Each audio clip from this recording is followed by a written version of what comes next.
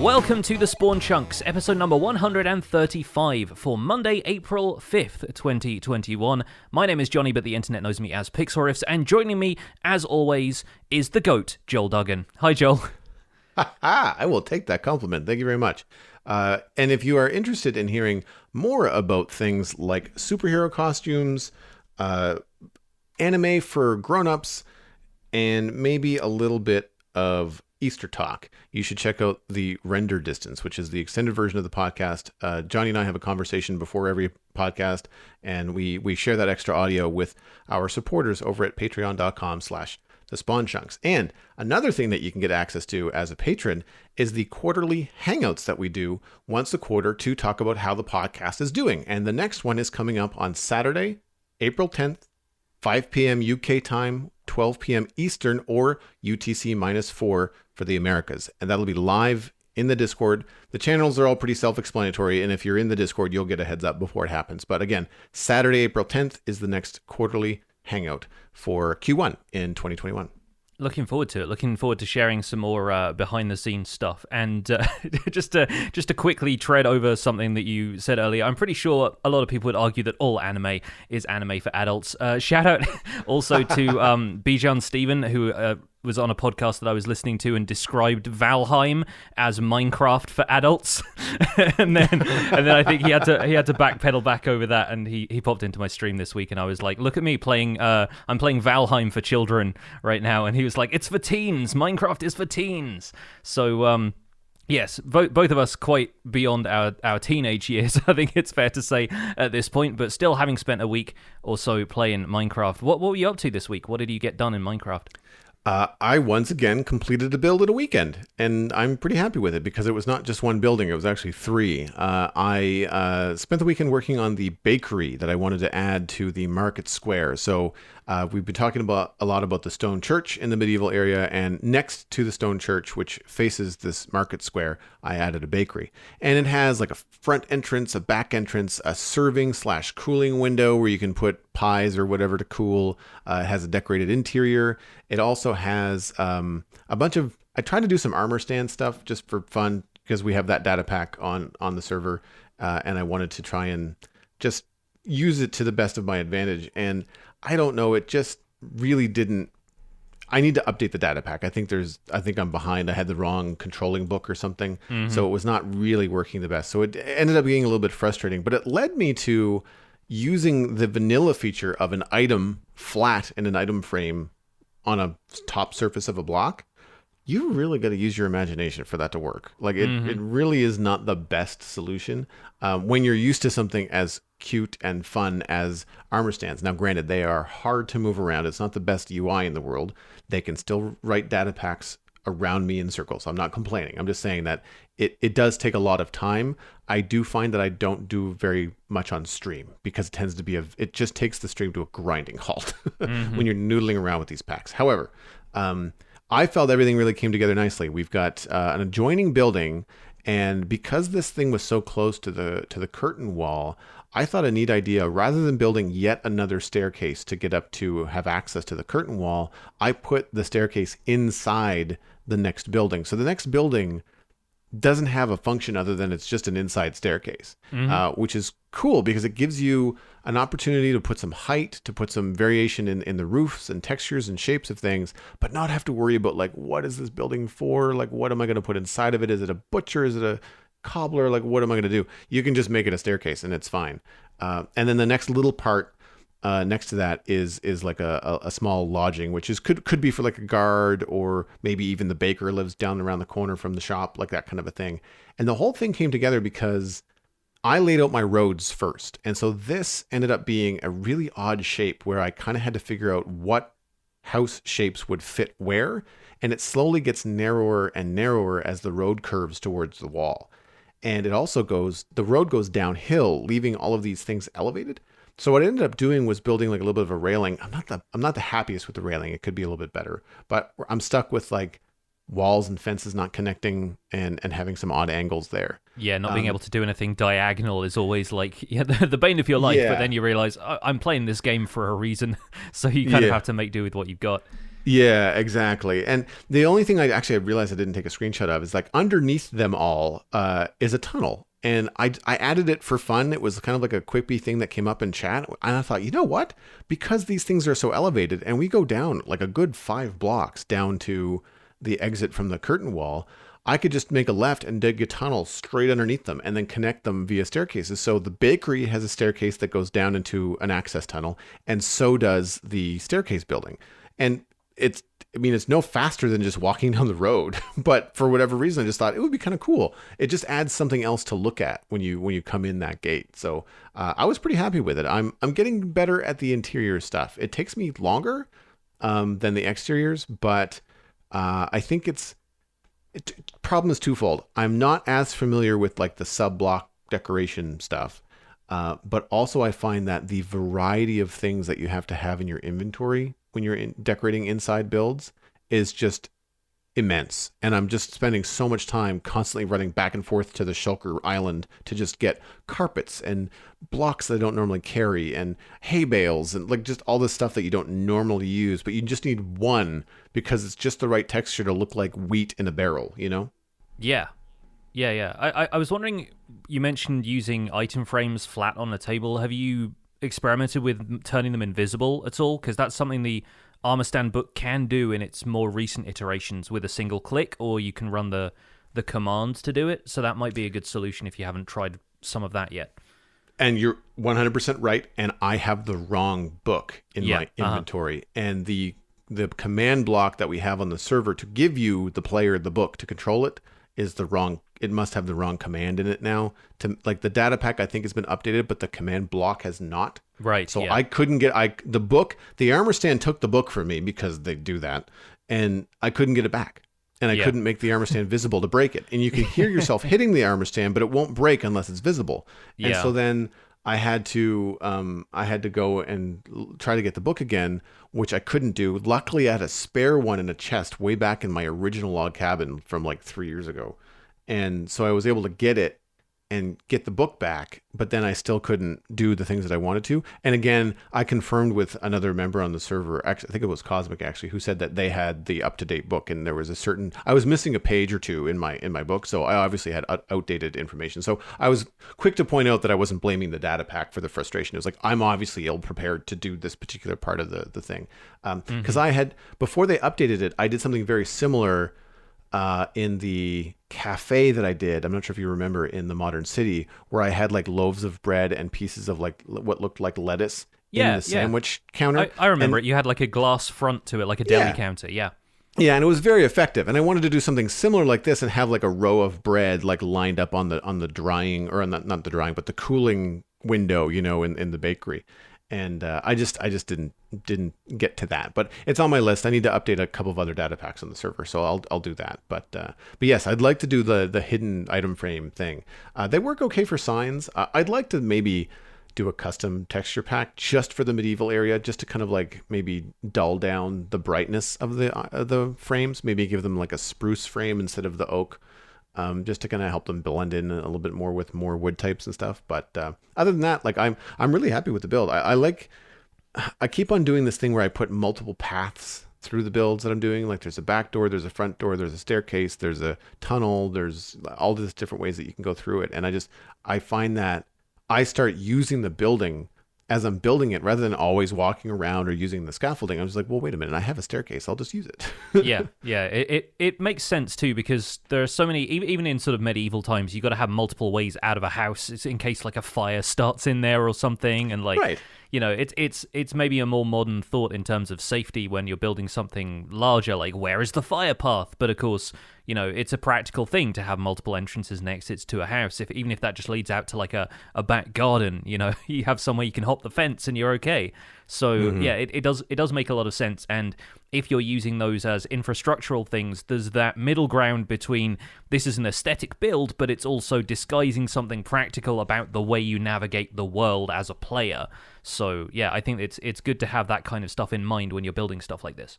And I think that it helps when you're like when you're stuck for like, how do I do this roof? Or how am I going to carry this complicated overlapping roof over to the next build? And you're like, oh, wait a minute.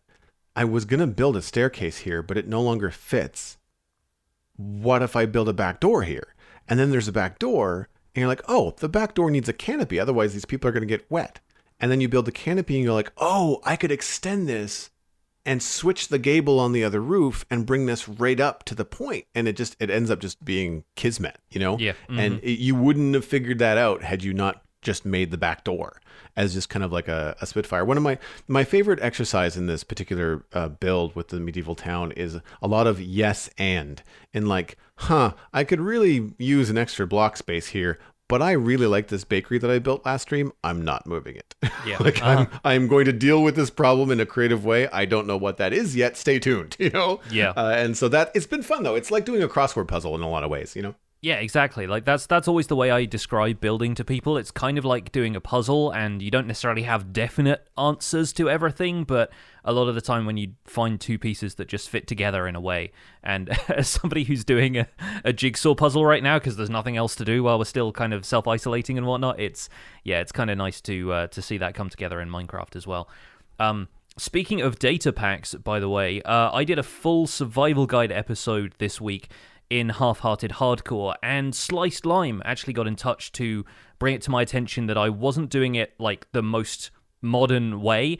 I was using a command to set up my health and then quitting the world so that I could disable cheats again and so that my health would rebalance. It turns out he's actually now made a data pack for it that you can preload. In 1.16 you can actually load data packs and set game rules for a world before you actually load the world for the first time, before it even generates the terrain and randomizes it and so forth. So there is a data pack which we'll have linked in the show notes that allows you to set up the health limitation of Half-Hearted Hardcore before you load up the world.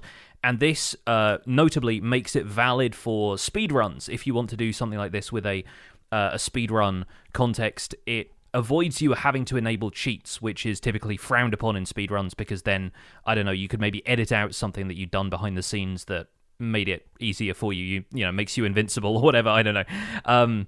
But yeah, that's something that Sliced Line pointed out that I hadn't seen because of just like looking around for a couple of explanations on how it worked. I found the command first. I didn't go into, you know, researching, is there anything newer than this? And YouTube just didn't surface the video he had made explaining that there was a data pack version of it now.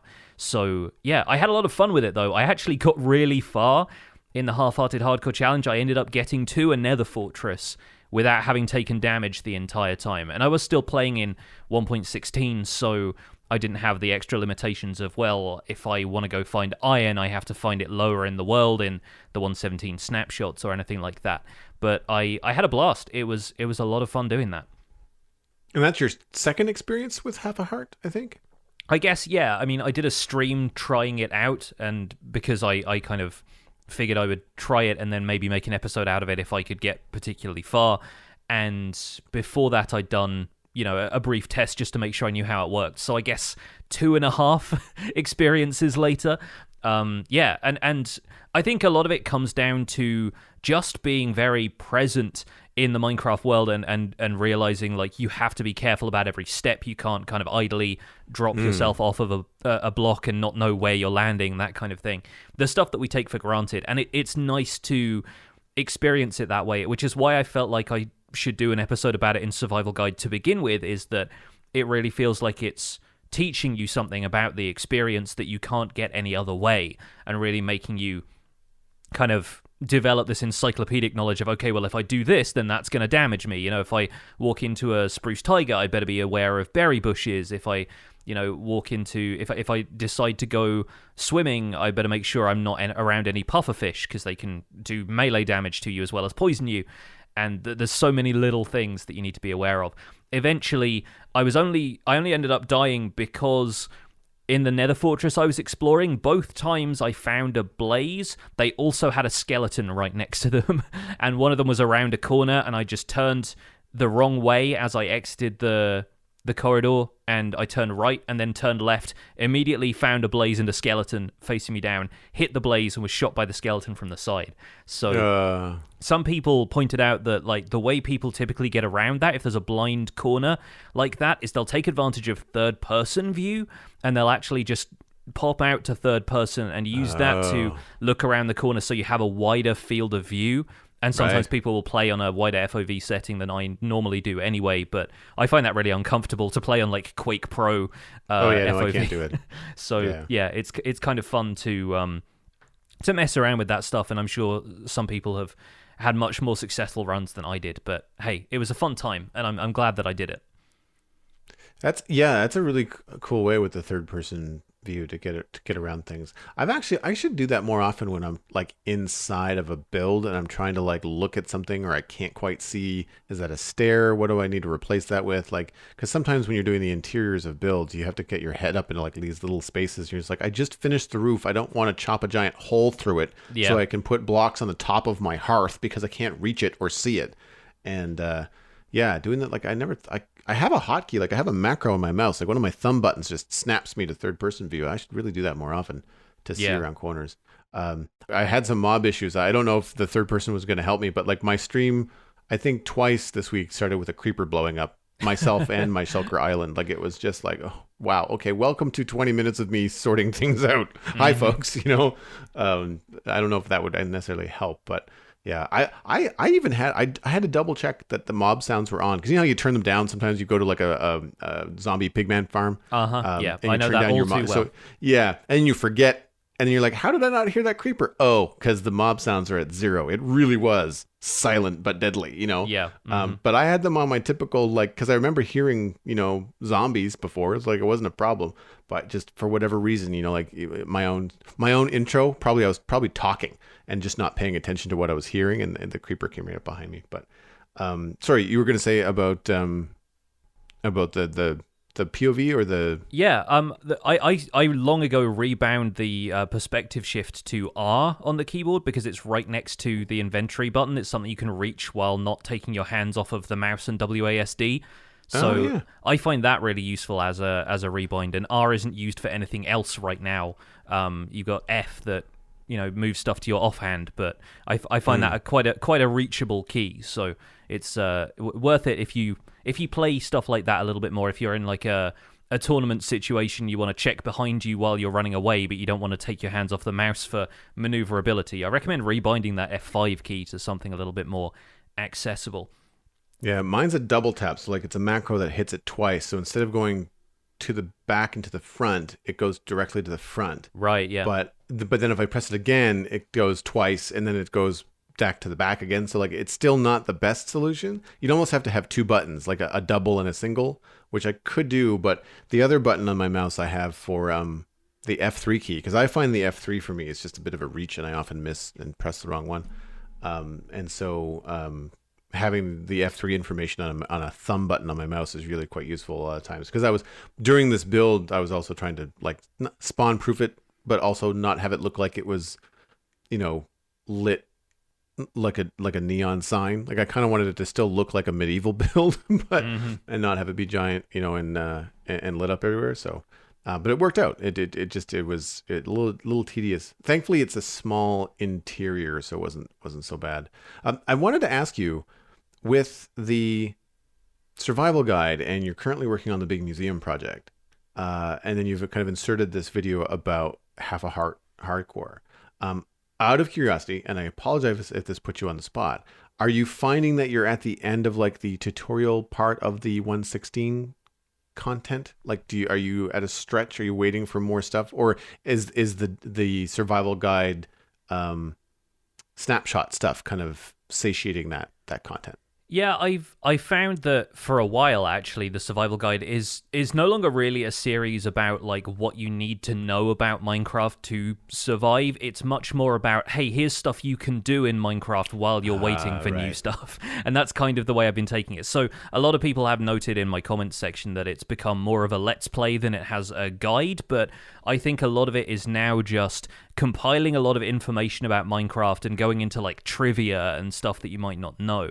Especially with like, exploring all of these different biomes and rebuilding a nether fortress, like you're looking at the very fine detail of some of these features that typically you don't really need to know, but it's just looking for stuff that still feels pertinent to the project while incorporating it into, I have this big thing I want to build and I don't want to make 50 episodes that are just, well, I'm building something today, and come along for the ride while I do it. I still want to have information there that feels like you're learning something new about Minecraft, but it's much less a block-by-block tutorial of here's how to build a renewable sugarcane farm or something like that. It becomes a lot more about, here are ideas for projects to try at this stage.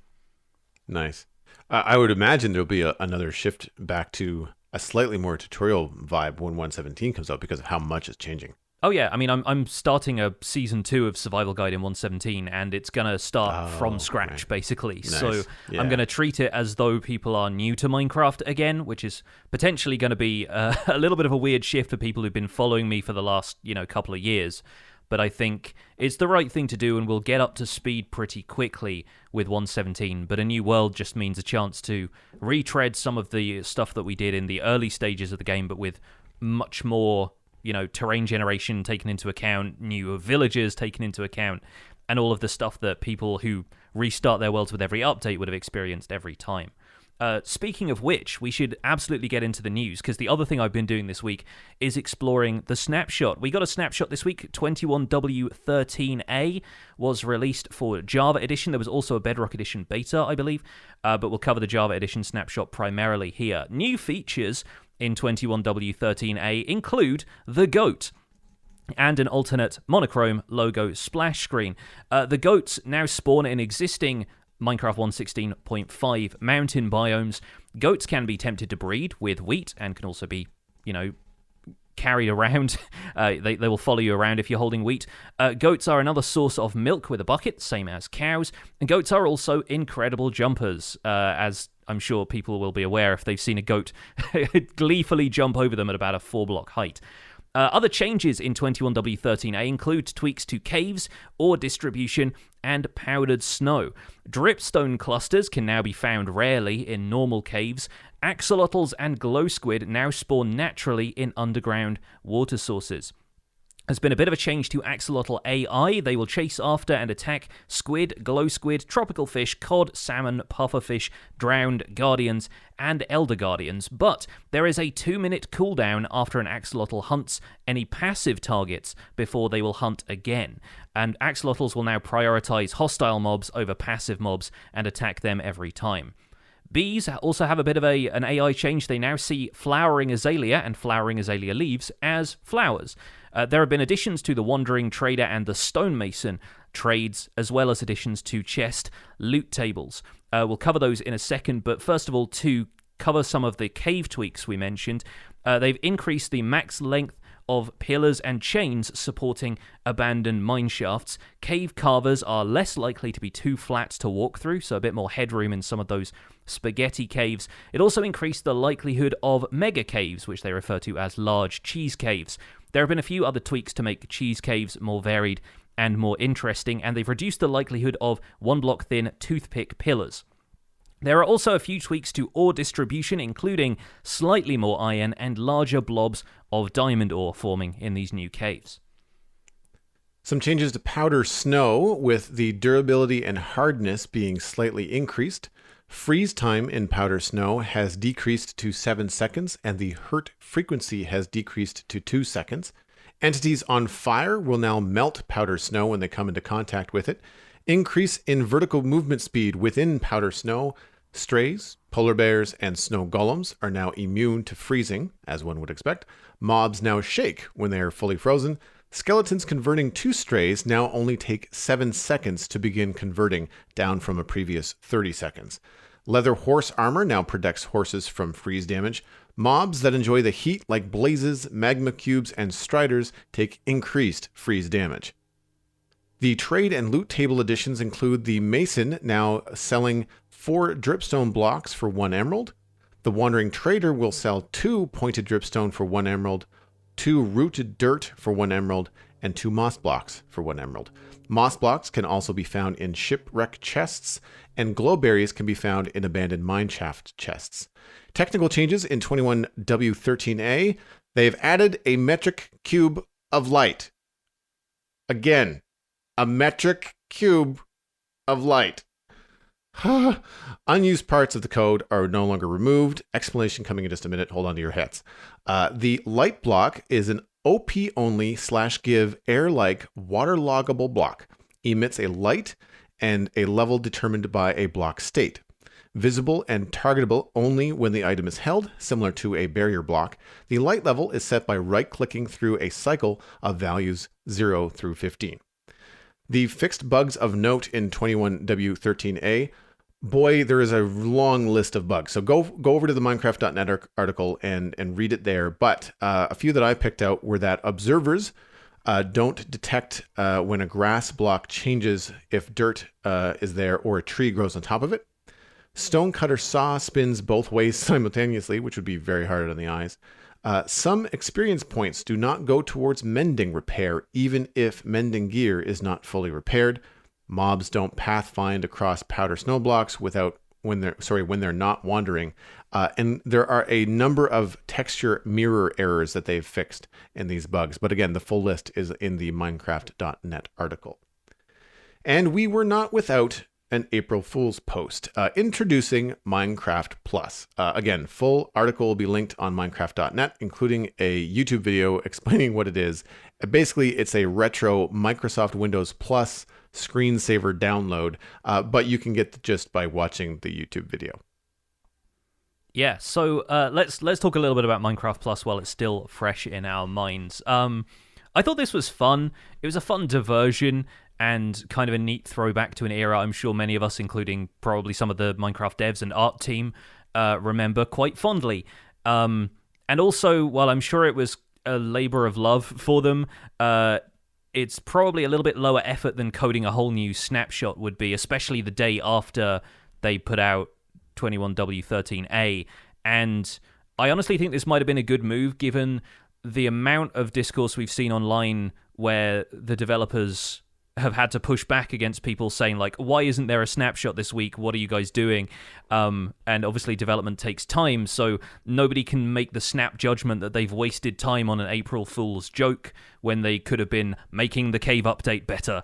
I think the problem really is that they've set a precedent for each year's April Fool's joke being playable, and this was more of a passive experience. There were people coming into my Twitch chat asking, like, what was the April Fool's snapshot this year?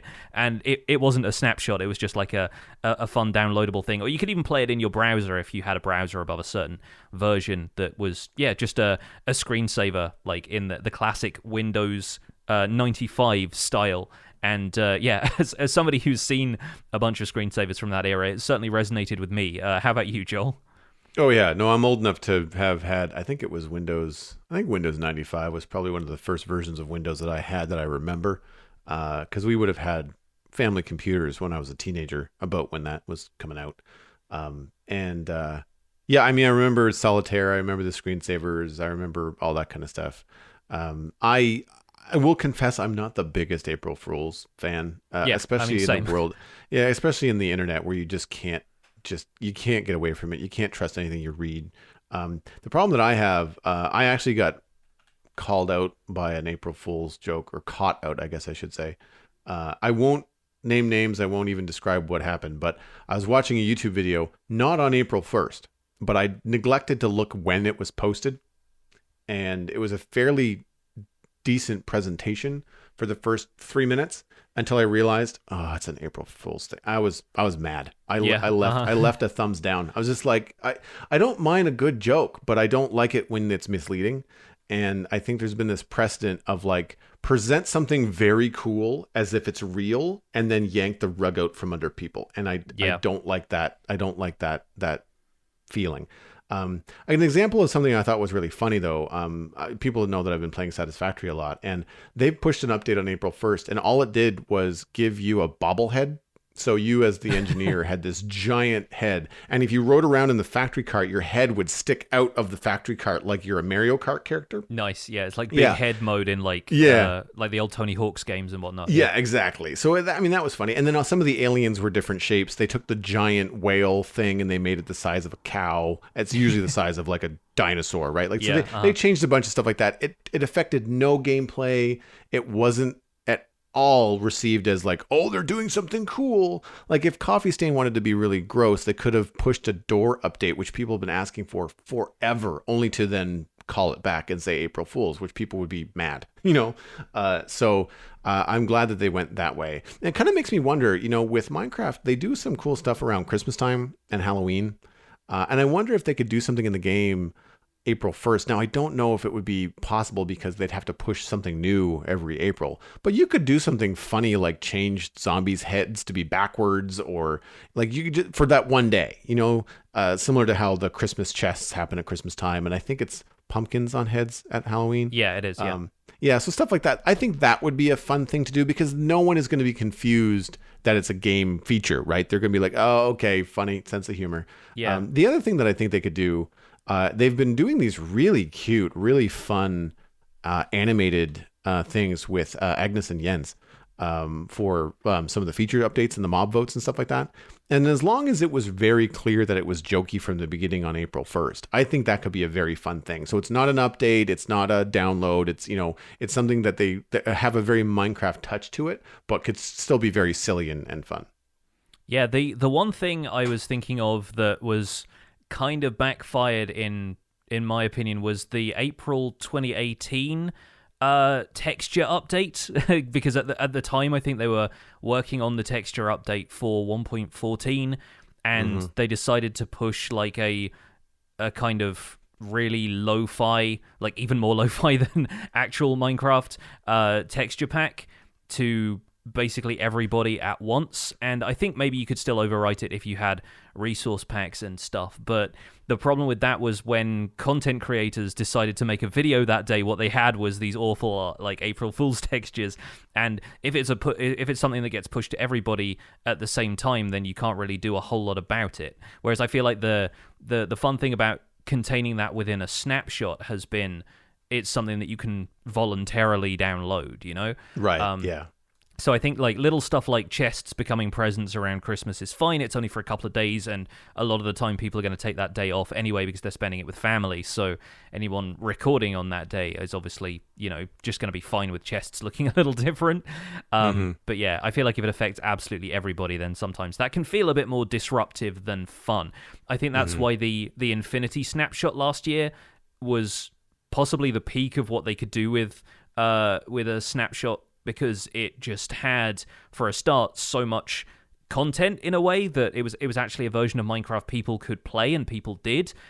And then beyond that, it was also kind of road testing some features that ended up being in the game in terms of, custom dimensions and biome tweaks and things like that. So it makes sense that they've kind of reined it in a little bit, done something completely different this year, and then who knows, maybe next year we'll get something even cooler. But yeah, fun and a nice little distraction. I particularly enjoyed the Starfield version with creeper heads instead of white pixels streaking past you. It was a bunch of creeper heads just kind of floating out from the background and passing you in the foreground, Millennium Falcon hyperdrive style. And I like stuff like that. It's just fun and it doesn't do any harm is the main thing.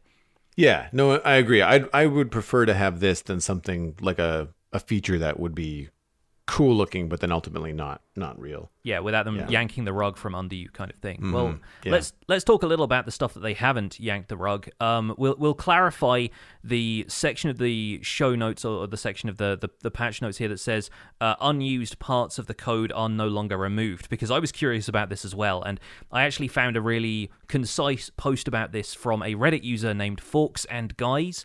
We'll link this comment in the show notes as well, but they said, if anyone is wondering what the unused bit is, basically Mojang has debugging infrastructure that normally gets removed when the game ships because players don't need it, but they are now including it. They're sending it over so that modders can play with it. Compilers also do stuff such as inline constants. Imagine you have a variable that's just an integer. A compiler might replace instances of that variable with an integer, making code more difficult to read. So now those constants are included with the game for people who decompile the code. Put in layman's terms, this will allow modders to have an easier time troubleshooting and fixing bugs.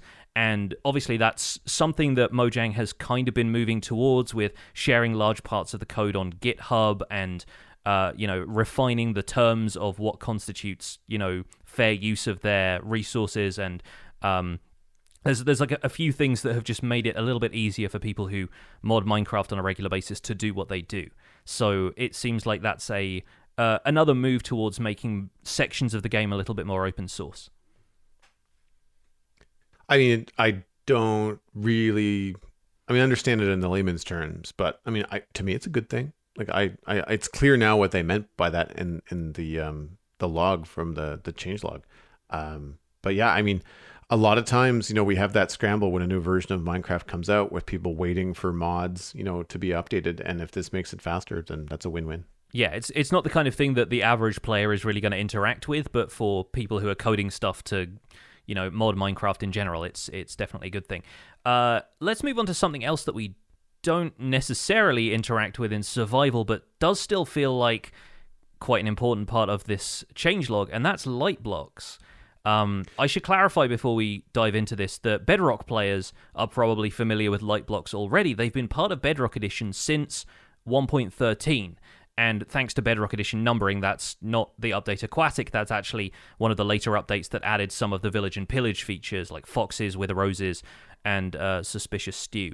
But the light block is now going to be a thing in Java, which I think is a pretty big deal for, at the very least, creative builders, right? Because this is a block that acts like a barrier block, is invisible to anybody who isn't holding a light block themselves, and is adjustable based on, right-clicking on it or setting a data value before you place it to determine what light level it emits.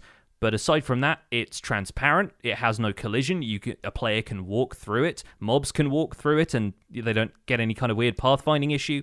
It's basically a really smart addition to the game in terms of creative builds and maps for people to explore if you don't want to have to hide light blocks everywhere. Yeah, and I think that it opens up in a way the process that players are trying to figure out how to get more lighting into your builds without relying on the limited number of blocks that we have that all emit mostly the same volume of light. I don't remember the episode number. I should have looked it up before the show, but we talked about Cubfan135's video quite a long time ago when he was talking about solutions to the lighting problem for endgame players. And I feel like the thing that people come to a lot, especially with emails to the show, is often painting with light, wanting to make anything you want a light emitting block in the game. Which is obviously a little bit OP. And this block is for, OP or creative mode only. I would imagine, and as to, a little bit of research before the show, there's already a data pack. Dynamic lighting for 21W13A by L30 on Planet Minecraft. I'll have the link in the show notes. And I mean, so this does what it says in the tin. It adds dynamic lighting similar to Optifine to vanilla Minecraft, using this light block without having to have Optifine. Mm-hmm. And so you can still have, the torch in your hand lighting your way without causing issue or without needing Optifine. I would argue that while that's cool, most people use Optifine now anyway just for performance. So I don't know how big of a deal that is for dynamic lighting. However, I was watching Exumavoid do his summation of the snapshot, and he was just very excited to see what data packs will be created and get this into survival, like allow you to craft this block in survival via data pack so that you can do this kind of stuff in your survival builds. Because so many of us want to be able to look into that dark corner, have it be a light level of maybe 4 or something, just so you can see what's going on aesthetically. Or, be able to light something so that it's mob proof. You're not getting rained on by creepers in your, church rafters without having to put down lanterns or torches or other spawn proofing blocks. And, on one hand, I'm excited to see what data packs come, but my question is, since this is the only way to get it in survival mode, why didn't or doesn't Mojang just make a way for it to be made in survival rather than making everyone have to go get a data pack, which if it becomes popular is just going to be like the new default, right? It's going to be, we want multiplayer sleep, we want a light data pack, that kind of stuff just becomes like a default baseline for Minecraft. And, yeah. I don't want to like, and I know that it's not realistic to have a light block, but like we have blazes that float and have things that spin around them, and we have rockets and elytra and floating everything in Minecraft. So like, I don't necessarily think the realistic argument is going to hold very much. Yeah. So like, I don't know where to land on it. Like, I'm excited about it. It's cool, but I don't know how. I don't want to say practical. I just don't know how clean of a solution it is. Yeah, I think the main reason it isn't available to survival players is because the way it has to function makes it intangible. So much of survival Minecraft relies on, like, you can break the blocks you can see. And, you know, this one has no collision, it's invisible, it can't be interacted with unless you're holding a light source yourself. I mean, imagine that for Bedrock players who can't hold other stuff in their offhand. You know, like, as soon as you hold it in your hand, great, but then you can't break it unless you've got the right tool to break it. You put the light block away to take out the tool, the light block in front of you disappears, you can't mine it. You know? And I would assume that anything like this in survival would probably have to be broken, like, with a bare hand. But again, that is then the player interacting with the world in a different way. Nothing in survival has functionality like that.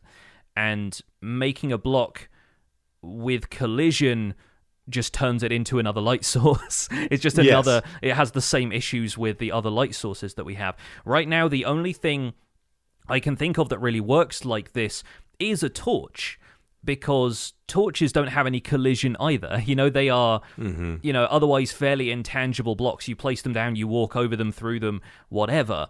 The problem is you have to put up with the appearance of a torch being there all of the time. And that ultimately means that you can just walk around bopping torches and picking them up again. And I think the light block isn't going to be available to survival players because of the same reason, like, you know, you don't want to give survival players a barrier block, because then it's intangible. You don't know where it is until you're holding something. And this might be the reason we don't have the ability to make non-light source blocks glow, because it just becomes hard to tell where they are and what you need to remove or adjust in survival in order to delete that light source. I think it's, you know, it feels too behind the scenes and technical, and it kind of maybe removes a bit of the immersion. I know you were talking about realism and how that doesn't necessarily apply, but yeah, I feel like it's still the kind of thing that they want to leave open to creative builders. The thing about that is that naturally that's more about painting with light than it is about preventing mob spawning, right? And I think this is more an adjustment for creative builders to be able to light their builds evenly and not have to deal with shadowy areas where they want to leave a highlight than it is a solution to survival-based mob spawning. Because most creative builders, if they didn't want to have that light and shadow issue and they didn't want to have mob spawn, they can just turn off, you know, any mob spawning. They can use a game rule to disable it. So it's not about that side of the game. This is much more a feature for people who want to light their builds in an artistic way. Yeah, it's about getting that light level of like 4 up in the corner of the catacombs, just so you can see the detail that you put into those columns that you spent weeks and weeks and weeks on. Yeah, no, I would agree. I think you're right in that. You know, like, it would be confusing to players in survival, and it goes against like the basic, you know, interaction with Minecraft, and that it's absolutely meant to be a tool for creative people. But I'm wondering how down the line it's going to be used with data packs. Like, because I mean, with a data pack you can also assign it, you know, the thing in your hand could have a model, there could be a way for it to be visible in the world. I don't know how, you know, like, I feel like because of the experience that I've had with data packs that turn things like trapdoors into tables and chairs. I mean, the chair is a pig, for Pete's sake. It's a pig with a saddle and the pig's invisible. So stuff like that it's really, I know how deep data packs can go. And so I'm wondering what the community is going to come up with that I haven't been able to think of in 5 days, you know? Yeah, I mean, the point, I think, is that using a data pack is really going to be a choice, and it's a choice that is made by people who know Minecraft well enough at this point to understand that they can't achieve what they're trying to achieve with the resources available to them, which is why people go to stuff like the Armor Stand book if they want more detail and sub-block stuff, or, you know, they go to, your tables and chairs data pack if you want more access to stuff like furniture. But I feel like adding a light block like this into survival in vanilla is going to lead players to think this is the path that they need to go down in order to light this stuff, rather than explore the limitations and the creativity and working in light sources into the environment that we've had to do for the past 10 years of this game. And I don't think this is necessarily a good evolution of lighting in survival. I'm not saying there is no solution to it. I just think maybe this isn't it, or if it is going to end up being something like this, this is just the first step down the line of refining that into something that works and feels balanced in a survival context. For anybody out there that's a creative player, specifically if you're creating content for like the Minecraft Marketplace, or if you are a content creator and a creative builder, like write us in, let us know. I'd love to hear your thoughts. Absolutely. And with that, we should probably move into chunk mail for this week. Yes, and that email address that I want you to use is spawnchunkmail@gmail.com. And our first email comes from So Much Lag, one of my favorite usernames. Caves and ores after modded Minecraft. Hello, Jonny and Joel. I would like to start by saying thank you for the podcast. I always look forward to the new episode. I have only ever played vanilla Minecraft, but I recently tried a mod pack to change things up. While I wasn't a fan of everything, one aspect that really stood out to me was the caves and the mining experience. Obviously, caves are getting a huge upgrade in 1.17, but I want to focus here more on the mining and mining of ores. Within the mod pack, there were next to no ores outside of caves. The only way to find resources was spelunking. This meant that strip mining, which everyone can agree is very boring, was useless. This encouraged me to actually explore caves and take risks. This was a fun way to gather resources and very different from boring old strip mines. However, Mojang seems to be doing the opposite with 1.17. Many ores have reduced air exposure. In my opinion, this makes caving far less enticing, and simply strip mining would be much faster. Even if it is boring, to me, it seems more logical to have increased ore visibility in caves, as this means players will have more reason to go spelunking in large caverns that may be dangerous and filled with mobs, but are quite rewarding. As a final thought, it seems possible that one of the reasons players and content creators thinking diamonds are too common is because they're exploring with night vision on in spectator mode, which makes everything much easier to see. Players in survival won't be able to instantly see everything in a cave. Thanks for reading. So much lag has fell out of the world. Well, I'm going to disagree with the last point that players in survival wouldn't be able to instantly see everything in a cave. My YouTube comments section instantly sees a lot of stuff in a cave that I apparently miss as I'm wandering around, not gathering all of the lapis and the redstone.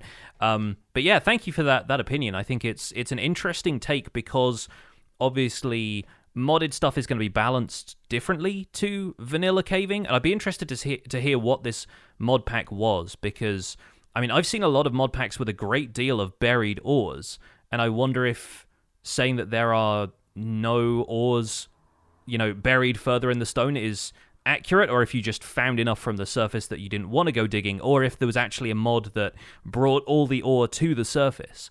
The difference often comes down to it being easier to obtain ores in modded Minecraft, I think, because of modded tools allowing for faster digging, 3x3 areas of block breaking, or even vein mining stone, which some people will include in a mod pack so they can just, break one block and an entire area gets cleared out, leaving all of the ores exposed, and that's how they know exactly what they're getting from each area. I feel like balancing caving in vanilla is kind of tough, and because there are fewer ores and there are different methods of gathering these ores, it's a bit of a different proposition than it would be in modded. How do you feel about the suggestion in general, Joel? I think it kind of leans a little bit towards what we were talking about. I think it was last week with the changes in ore distribution and talking about that sweet spot where you're down to diamond level, but you're not yet in the deep dark. And that's just going to be like the new diamond level. Mm-hmm. And that's where people are just going to head. They're going to strip mine there and get most of what they need because they're going to be able to hit all the different things. But then you had brought up a point about in areas where there is less ore, where the in the Y level where the ore is going to happen the least frequently, those should have more air exposure. And I think that might be the balance, is that when you're looking for ores where in an area where it's going to be sparse, having more air exposure would be good. But making the players dig a little bit more in areas where it's more dense will encourage more of the mining and the resource gathering. I do lean towards the more exposed in the walls of caves. I think it looks cooler. I think it would, again, like so much like pointed out, encourage more exploration. I guess it just depends on the size of the cave as to how much is exposed. Like if you expose a lot of ores in a really large cave, it will be difficult for the player to see because you can't see past, what is it, 32, 40 blocks, something like that, before the darkness just takes over and you can't really see the other side. And I think that would be a good solution, hiding things in darkness rather than burying them behind stone, because something that I've been thinking about is this balance between large caves and the more frequent mega caves that they mentioned in this week's snapshot, and how much rock are we going to have to dig through before we can get to stuff? And is it going to be more grindy? Because that's not necessarily what I want from Minecraft experience. I understand that that's part of the game, but I feel like it's grindy enough as it is. I don't necessarily want it to be more so. But I can also understand that removing too much of that and then there's less to do, I would imagine it would be a neat experiment to go into the caves and cliffs release and not dig too far, like just try to get stuff from the surface and see how much you get, in a mining session. Yeah. I mean, that's sort of what I was doing in my snapshot video this week. I went caving looking for, the glow squids and axolotls spawning, and in this latest snapshot, I still found enough diamonds on the surface level for a pickaxe and some boots. It didn't really feel excessive. And I think the main thing is balancing the fact that you can now see a much wider surface area than you could in the old style caves, because that's really the reason you start a strip mine in a cave system, is because you run into so many dead ends that you think, I may as well just dig down here, and then if you come out into another smaller portion of cave that's still at diamond level, you go and explore that cave, and then you start digging into the walls again. Now there is such a vast open area, you might be able to see exposed ores from further away, and you can take the approach of exploring much more of that cave on foot and kind of traversing a larger area than you could previously, which I think leads to you probably exploring more blocks worth of area. And so it balances out, because even when you've got like less ore distributed, you got like a lower proportion of diamonds in these caves, you are simply looking at more exposed blocks to begin with, which is what branch mining does. The whole point is to expose as many blocks in a more systematic way. And yeah, believe me, like as someone who resisted the urge to fly around with night vision and explore the snapshots in survival instead, I was finding a lot of diamonds in those early days. Like it's not just content creator bias or, the bias of looking around in spectator mode with night vision. Before ore generation really got tweaked, I had full diamond tools and armor in the first 90 minutes of a world, and that felt too fast. Too fast, me. Yeah, I would agree.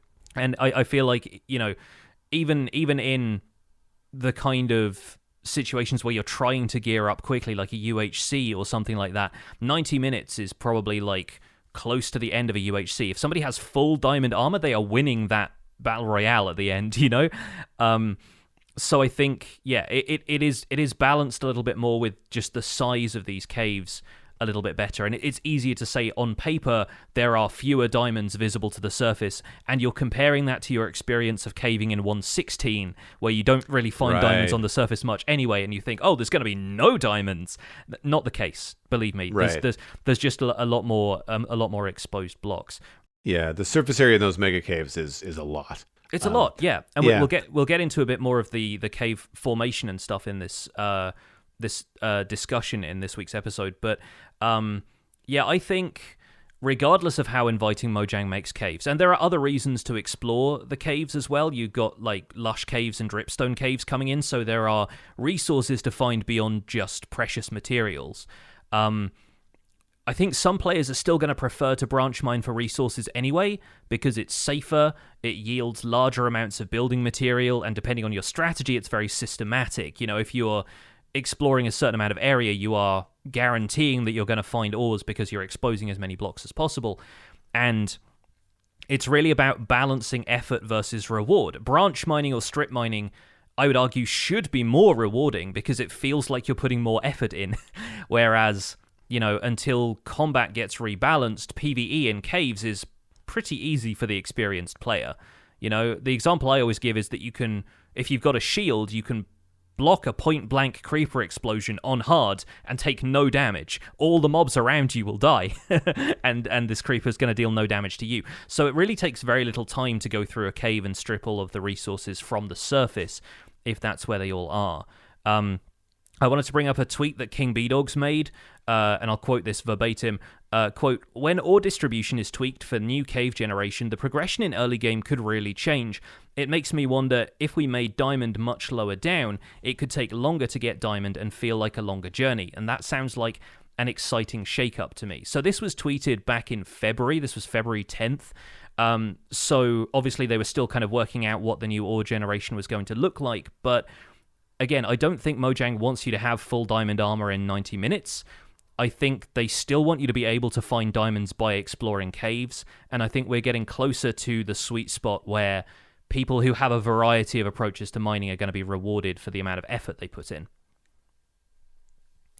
Yeah, I'm curious to see how that in-game meta goes as we get closer to the release, and once the release actually comes and you realize like how that's going to happen. I don't know how my experience is going to be because of course we're not updating. Where we are updating the Citadel, we're not starting over again. So, I mean, I already have diamond gear. I don't even wear diamond gear. Yeah, exactly. I have netherite tools and stuff, but like, I don't know how much of that is really going to be a thing. That's why I'm interested to try a survival, let's play with the snapshots, because I'm curious about how that's going to go. Yeah, it's going to be an interesting one. Let's move on to the next email, which is, again, related to the snapshots. This one is from Torda66, and the subject is the dazzling glow squid. Hey Jonny and Joel, I was thinking recently about some of the new features coming in the Caves and Cliffs update and noticed the glow squid already feels like an overlooked feature even before it's been fully released. I have a couple of ideas to share with you about how this mob could be a bit more interesting. During the Minecon livestream, the animation of the glow squid showed it hypnotizing the player, but that feature has not been implemented into the actual game. An actual hypnotic effect would be very difficult to implement, but it could perhaps be simulated by having a dazzling effect if you looked at it, similar to how Endermen become aggressive when you look at them. I would imagine that it'd be similar to the nausea effect, except it might show bursts of light, as if you'd just been dazzled by a bright light, maybe lasting for around 30 seconds, in which you'd be vulnerable to some kind of attack or the glow squid gets away. Of course, it would need to be considered how to make it accessible, as I imagine that bright flashing lights would not be entirely safe for the entire player base. Another feature that's been discussed on the show before is implementing some kind of flare. What if the glow ink sac could be crafted into a flare that could be thrown or launched, creating some kind of light-emitting goo on contact, which could be temporary or permanent?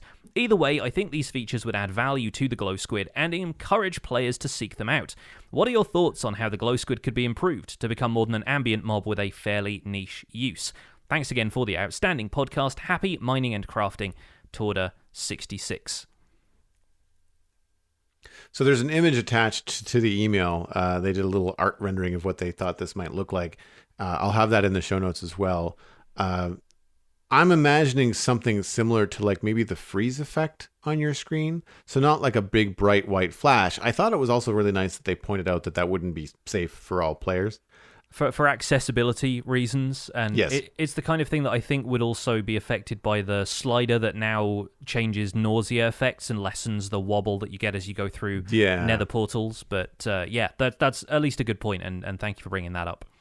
I don't think it necessarily needs to flash or disorient your view. I think maybe just an overlay that would obscure your peripheral vision, like just kind of narrow your field of view down to something that you can only see what's immediately in front of you, kind of like changing your FOV down to like 55 or something, but without that change, just have an overlay similar to like that frost effect, but have it be sparkles. The image for people listening, it looks similar to like when a cartoon character gets bopped on the head and they see stars, like that kind of a thing, just like an animated kind of thing happening in front of you. And I think that would be kind of neat. I don't think it necessarily has to come with an attack or anything like that. It could make hunting glow squids harder. right? It could maybe encourage players to use axolotls to get glow squids instead of trying to get them themselves, because maybe the axolotl isn't affected, or maybe the axolotl is affected and gets dizzy when it attacks glow squids, which would be very cute. Like there could be some fun depth there. I just thought it was a neat idea. We've talked about flares and throwable light sources and stuff like that on the show before. I don't necessarily think we have to rehash that here, but I do wish that there was more to the glow ink sacs than just the glow item frame. I feel like the 1-to-1 use there is a little myopic, and maybe there's more to it. Now, I don't know what that is yet, but I feel like there could be some potential uses for it. I like the idea of like glow sticks, like the glow sticks you'd see at like parties and like Halloween and stuff like that. That could be kind of fun. Like a glow ink sac and a glass bottle. Like what does that make for people? I don't know. But yeah, I feel like there could be more done with the glow ink sac beyond just the item frame. Yeah, I definitely agree. I think there's room for more functionality with glow ink, maybe in future updates, and I think you'd need to make glow ink or any other glow squid drops more valuable to really justify having this dazzle effect, because sure, it's maybe part of the natural defenses of the glow squid, but if the glow effect is going to be that disorienting to players, if you're going to try and simulate something like that, or it's going to become annoying to deal with, then people just aren't going to bother fighting the glow squid. They're going to be like, well, I don't need glow ink, And like, I think you really need to balance, again, like the amount of effort players have to go through with a reward of, equal magnitude. You have to make sure that it's something players want to seek out. And right now, glow ink is good for a variety of reasons, just for visibility and stuff like that, but it doesn't necessarily have a great deal of value beyond that. And the glow squid having this kind of defense mechanism isn't going to be all that helpful to players. It's going to feel a little bit more annoying than anything else, and would discourage players from interacting with something newer. Maybe further down the line, though, could be justified. So if glow ink gets more uses, we could see something like this being implemented as you fight the glow squid. I might have to backtrack a little bit. Correct me if I'm wrong, but if I'm remembering the glow ink snapshot update, you can also use glow ink on signs. Like you can make signs glow. Yeah, it makes the text much more visible in darker areas or against other types of wood. Yeah. Right. Okay, good. I realized I just said only glow item frames. I was like, no, there's more than that. That was too narrow. I knew there was something else, but okay, good. I'm glad I caught that. Save your emails. Yeah. Again, still a fairly niche use though, as Torda pointed out. It's the kind of thing that most players are probably still going to do, like oak signs with black text on for readability, and you can customize a bit more of that now. But yeah, I think the glow squid, when I've encountered them in the snapshots, have actually been quite fun, and maybe it's just the fact that they're new, because they do spawn naturally in the world now, so it was cool seeing them in caves for the first time, and they really do stand out, compared to the squid and other aquatic life. They don't have that shadowy effect that is cast on them by a lack of block light sources. They pop out in the same way that the sign text and the glow item frames are supposed to pop out, so I think it adds some interest to those darker environments before you add a ton of light sources around, and the underwater aquifers that you find glow squid do seem quite at home there. Was I more than just diverted by them for a couple of minutes? Not really. I don't see myself interacting with them a whole lot more until I want to get large supplies of glow ink for whatever. But I think it's just kind of cool that they exist right now, and while I'm sure the community is against adding more, loosely speaking, ambient mobs, I don't think there's really any harm in them right now. I do want them in an aquarium. Like, I'd love to have some snooty penthouse with like an in-wall aquarium with a bunch of glowy squid swimming around. I think that would be fun. Just adding movement, I think, to builds is really cool. Makes me remember, I think it was Impulse that did like a Guardian squid thing in like season 5 or 6 of Hermitcraft. He had like a laser light show on top of laser his light show. base.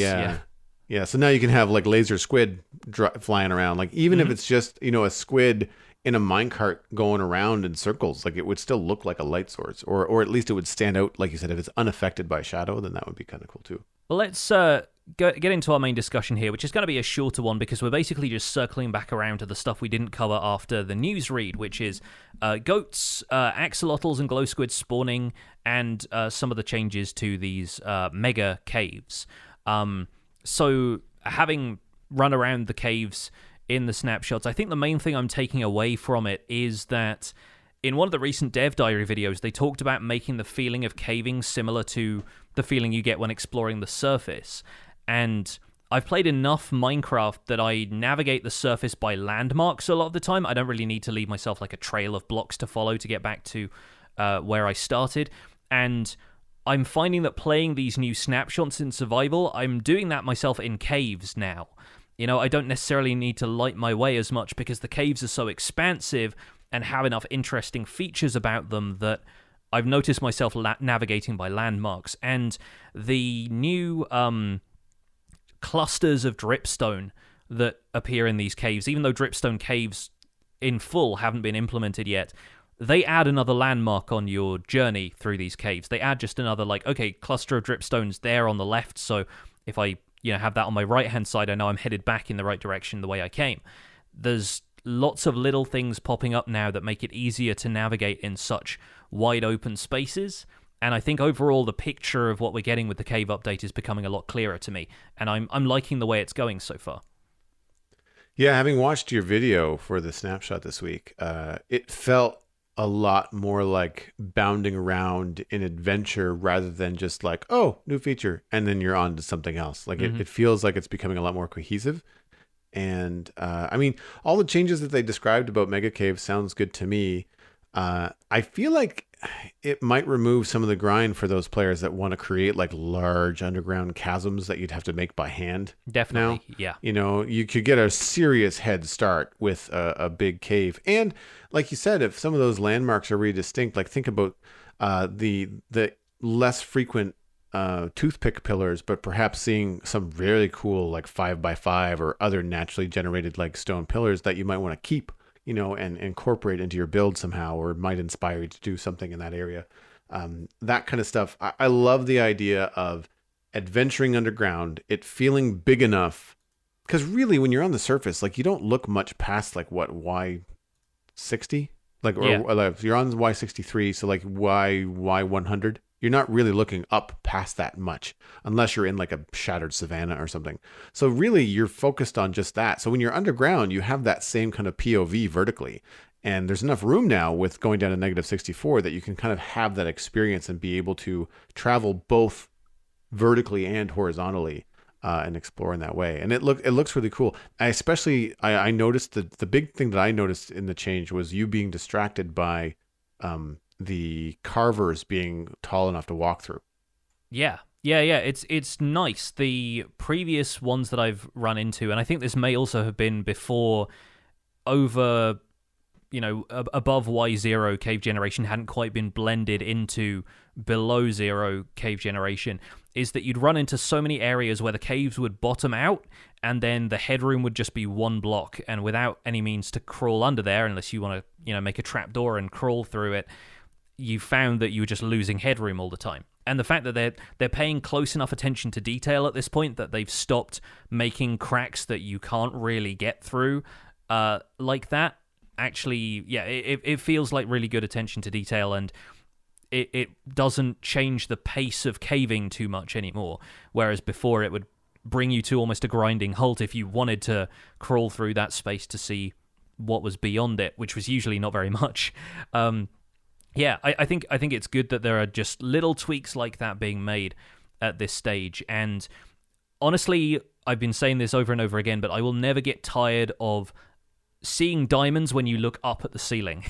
I think that's the most overwhelmingly jarring change to me, but in a good way, is looking up and seeing diamonds 30 blocks above me in some sort of underground cave or ravine or whatever. It's really interesting seeing how differently that... And I expect after a while we'll all get used to that as just a fact about the world, but for the first year or so, it's still going to feel pretty entertaining to do. I think it feels more tectonic, like it feels more alive. It feels like a world that is subject to forces and erosion, Yeah, and as people have pointed out, it really adds a lot more mine into Minecraft, which is very much a good thing. I haven't had a look at the newer abandoned mineshaft generation yet. I think Henrik Nieberg posted a really great seed and coordinates to a screenshot that he'd posted earlier in the week before the snapshot came out that had a massive, what I like to call the jungle gym style abandoned mineshaft, where there were like 20 block high chains connecting them to the ceiling, and they've really increased the upper limit of how those mine shafts can be supported, so they don't just end as they enter one of those large caverns. And it's really cool stumbling upon generated structures like that. It helps them feel a bit more unique and really quite cool looking. So looking forward to finding some of those as well. While we're still underground too, I think axolotl and glow squid spawning naturally really helped them feel like cemented features of the game for me. Like, it was fun playing around with them, spawning them with spawn eggs in creative, but I think just seeing them as part of Minecraft's natural ecosystem is once again making them feel like a more fleshed out feature. The first glow squid I found had actually made its way to the surface, and I don't know if that's just because they spawn at certain elevations or if it was because there was a cave nearby and it floated up while I was exploring a swamp. But I found it on the surface. It was a surprise to me, and a good one. And then I turned to my right, and there was a cave crack that was kind of, the swamp transitioned into one of those aquifers that goes deeper down, and some axolotls just casually swam out of that and started attacking the squid in the river. And seeing stuff like that happening around you instead of having to spawn it in and do all of that stuff manually, it felt so much more integrated into the world than we'd seen them before. So I don't know if they still plan on adjusting where they spawn once we get the full world generation with, the biome paint of lush and dripstone caves. I think axolotls were mainly supposed to be a lush cave thing, but if we know where to go to seek them out, or if we are just going to stumble into them randomly, I think either way it's going to work out pretty well for us. I think it has to be careful too, because if they attack everything in the ocean or water in general, then if too many of them start to come up into the rivers and lakes, then it's going to be a problem when you want to get a glow squid or want to get a fish or something, and you're just like, well, all the axolotls have killed them. Yeah. Why are there no fish in this pond? It's like, oh crap. Yeah, Will Run for Fun in our live chat has pointed out that underground mobs, the glow squid and the axolotl, have their own new mob cap, which has a max of 5. So you're not going to see that many of them popping up in one place. Cool. And of course, with the axolotl, we can breed them, although I'm not sure if that's still going to be with tropical fish or if that is going to change. But either way, you're not going to find too many of them springing up that way. And, you could always give them a couple of whacks with a sword if it's a problem for you. But you're still not going to want to put them in an aquarium, even though they have a cooldown on attacking stuff now. They are going to... They're going to take out your precious glow squid in your penthouse apartment. So you probably want to keep them in separate tanks at that stage. Separate tanks, yeah. It would be neat to have them close enough that they could detect one another, and then just watch them watch one run while the other one tries to get to the other. I wonder with the cooldown, and you might be able to clarify this, because I think you mentioned something in the original changelog that I didn't realize, is that while they prioritize hostile mobs over passive mobs, the 2-minute cooldown applies only to passive. Yeah, so correct. They'll continue to attack right after they kill a skeleton or not a skeleton, a drowned. Drowned would be a good example. And right after they kill a drowned, they're not going to wait 2 minutes to kill the next drowned next to it. They're going to just keep going. Yeah, okay. Because otherwise they would just leave themselves open to attack in ocean monuments if you wanted to use them there. Right. I think it's mainly to stop them killing an entire school of fish and then just kind of wandering off. Right. Well, I guess to my concern earlier too is I give you a chance to collect the thing that you want to collect in case you wanted it before they kill everything. I also wonder too if that would be removing players using axolotls as like farms, like to farm glow squid, or to farm, like if you have a place where glow squid are going to spawn and you have it filled with axolotls and they're just going to keep on killing them for you. If there's a 2-minute cooldown, it makes that less of a efficient farm, Yeah, maybe. I mean, it could be for for balance, it'd probably be good for that. I think it also makes sure they don't get distracted constantly if they're following the player. If you've ever tried to lead a fox on a lead through an area with chickens, you'll know what I mean. But if you have something that's constantly programmed to attack passive mobs, then it's kind of difficult to control them. And if you're just, waving a tropical fish under its nose and it goes off to attack a school of fish, if it's going to attack all of them at once, then yeah, you're going to be there for days. So I think it's kind of nice that they've got a bit of cooldown with that stuff, and it certainly gives you time to react to it if you don't want it to happen. Speaking of farms and traps and stuff, how do you feel about the changes to Powder Snow? I think they're good. I think for a start, the movement speed thing, my first thought about movement speed in Powder Snow was, oh great, we can use this as scaffolding now. Because if you've got leather boots, and then you can still, you can go up and down powdered snow kind of at will. So you can actually use that maybe to conceal entrances in a base. If your base ends in a kind of snow cave, you can put a bank of powdered snow that you can walk into and then just hold space with leather boots on. You just rise up through it. There's some nice things there that make it a little bit less of a pain to navigate around. And I think, I'm not sure how the fire mob connection is going to work. It says entities on fire will now melt powdered snow. So that's obviously a zombie walks in there during the daylight, starts to burn, that destroys the blocks of powdered snow, I guess. Correct. Yep. That also presumably works with flaming arrows. So players who are trying to seek out traps made with powdered snow could just fire a couple of flame arrows into the ground nearby to test for patches of it. And it might also potentially help you out of the bottom of a snowdrift if you are stuck in powdered snow, just to fire a couple of arrows immediately above and below you. Does that also apply to stuff like blazes? Because I saw the note that mobs that enjoy heat like blazes, magma cubes, and striders take increased freeze damage, but blazes, if they aggro, will set themselves on fire.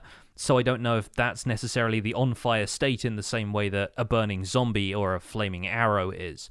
But I'm curious to see if powder snow becomes the new meta for damaging blazes on their way to a kill chamber in a blaze farm.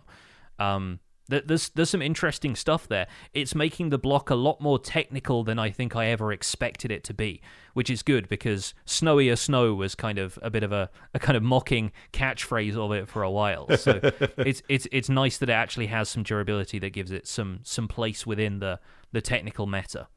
Refresh my memory. Can you use snow blocks in the Nether, or do they melt?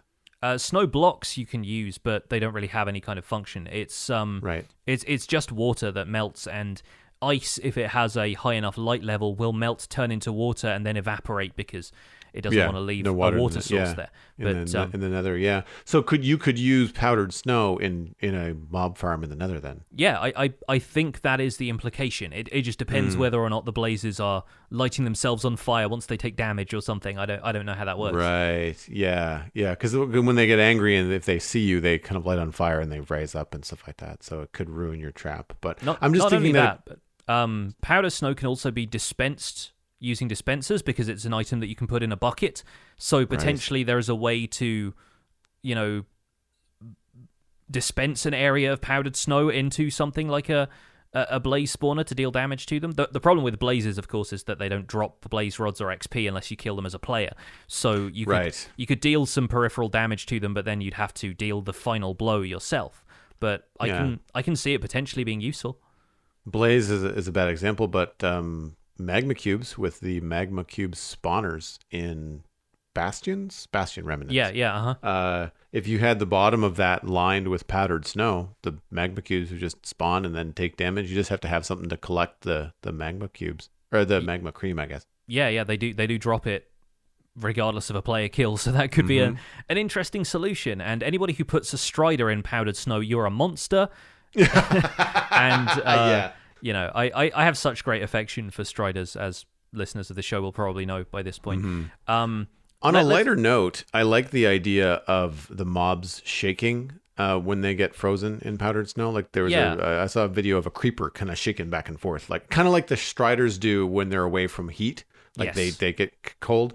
So mobs that are dying or about to take damage in powdered snow start to shake back and forth. And it made me think that I understand that the mob taking damage and dying makes this a very cool block for technical players and farms and stuff and traps, blah, blah, blah. But it would be neat for my cartoon brain to get, instead of a dead mob, a mobsicle. Like, I would love to have a, a 2x1 cubic meter of frozen creeper in ice block for display. I think like it's totally harmless, like removes all hostility, but having like them encased in snow and not moving, like you can kind of do that if you kind of push glass into them and stuff like that, but then they still kind of turn around and move. It would be cool if they would be frozen in a block. I guess similar to like an animation from Minecraft Dungeons, if you get frozen by something, Yes, yeah, that's what I was looking up. I was trying to find a picture of the player frozen in a block of ice. If you like roll into the water in Minecraft Dungeons, that happens to you. The one thing I was also interested in is the bug fix that prevents mobs from mobs weren't pathfinding across powdered snow blocks when not wandering, and that implies that like it's mobs who are specifically tracking a player or tracking some other kind of prey weren't pathfinding across powdered snow. They were still trying to walk around it.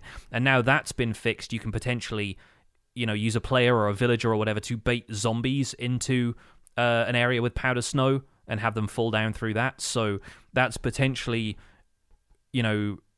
fixing its functionality as a trap block, which is sort of how it's been advertised to begin with, and instead of having them walk across trapdoors, you can have some powdered snow for that. And I think there's definitely some functionality there that's been intended the entire time being worked back into it, which is very good.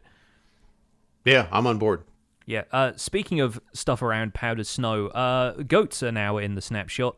This is the first time Java has seen goats, which is weird because we've been looking at them in the Bedrock beta and also in Minecraft Dungeons occasionally for a while now. But I hadn't realized that goats had not really been added to Java before this.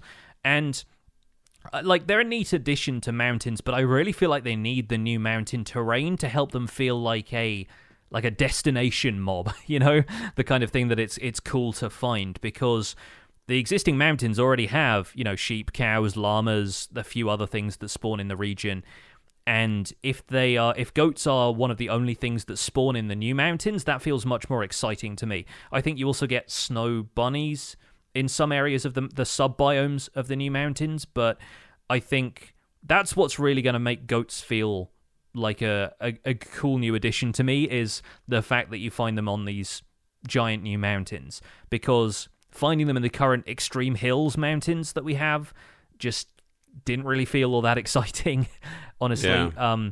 And their full functionality hasn't been added to Java yet as well. They don't headbutt anything as far as I can tell. I hung around with them for a while and none of them decided to kick me off the mountain.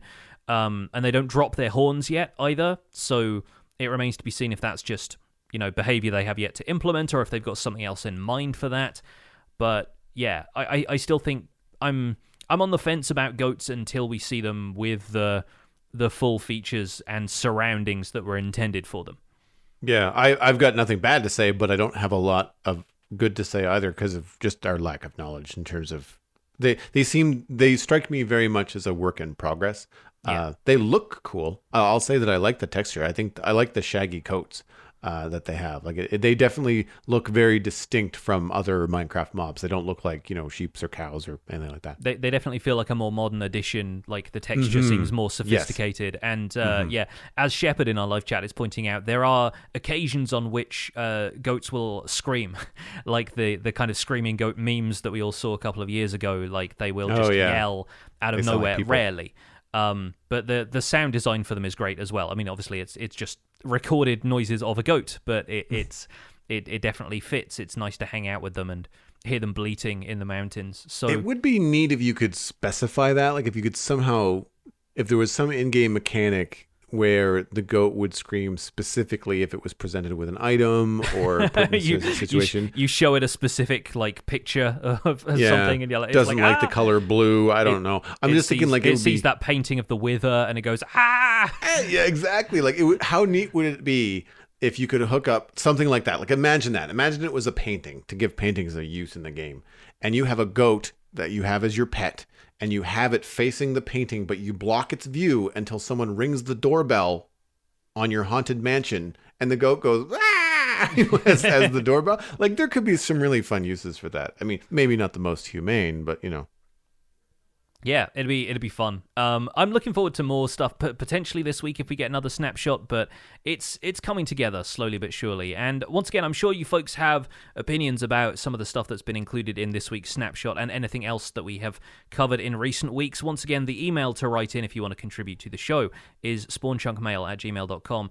That's going to be it for this episode, though. Thank you so much for listening. You can find more information about the show and links to some of the stuff we've talked about today at thespawnchunks.com. The music for the show was composed by me, and The Spawn Chunks is proud to be a listener-supported podcast. If you get some value out of the show, why not consider putting some value back in? You can visit patreon.com/thespawnchunks to join our community. Pledging at any level gets you an invite to our patrons-only Discord chat and gets us closer to our next goal of a monthly Minecraft audio hangout where we hang out with our patrons and just discuss what we've been up to in Minecraft. We're currently at 238 patrons, which is down 5 from last week as Patreon does its usual reshuffle at the beginning of the month. But special thanks go out to our content engineer patrons, General Patton 82, Greener Canuck, Hunter 555, Jumbo Sale, and Yitz for their support on this episode. Sharing the podcast with your friends is the easiest way to support the show. You can find us at The Spawn Chunks on Twitter and Instagram. Personal recommendations are by far the best way to share the podcast. Just poke a friend in the arm from a safe distance and tell them about the show and where they can go to listen to it. That includes iTunes, Spotify, Google Podcasts, and YouTube. You can email the show at spawnchunkmail@gmail.com. The RSS feed is linked on the spawnchunks.com, and the Patreon-only RSS feed is on the Patreon page. That's where you can listen to the render distance, the extended version of the podcast, and the upcoming quarterly hangout this Saturday. My name is Johnny, but online I go by Pixelriffs. You can find most of what I do at youtube.com/Pixelriffs, where I attempt to make sense of this crazy and wonderful game in a series called The Minecraft Survival Guide. I also stream 3 days a week on Twitch, where I do behind-the-scenes work for Survival Guide and other series. I'm also the voice of the unofficial Hermitcraft recap, which you can find through a quick YouTube search. Aside from that, I'm at Pixelriffs on both Twitter and Instagram. Joel, where can people find you online? Everything I'm doing online, including my illustration and design portfolio, is at joelduggan.com. My other podcast is The Citadel Cafe, and that is about sci-fi and fantasy entertainment. You can find that at thecitadelcafe.com. Looking forward to talking about Falcon and the Winter Soldier this week with my friend Steven. You can follow me at Joel Duggan on social media, and of course Joel Duggan on Twitch, where I'm playing a lot of Minecraft and quite a bit of Satisfactory as well. Thanks for visiting The Spawn Chunks. The world outside is infinite, and that really gets my goat.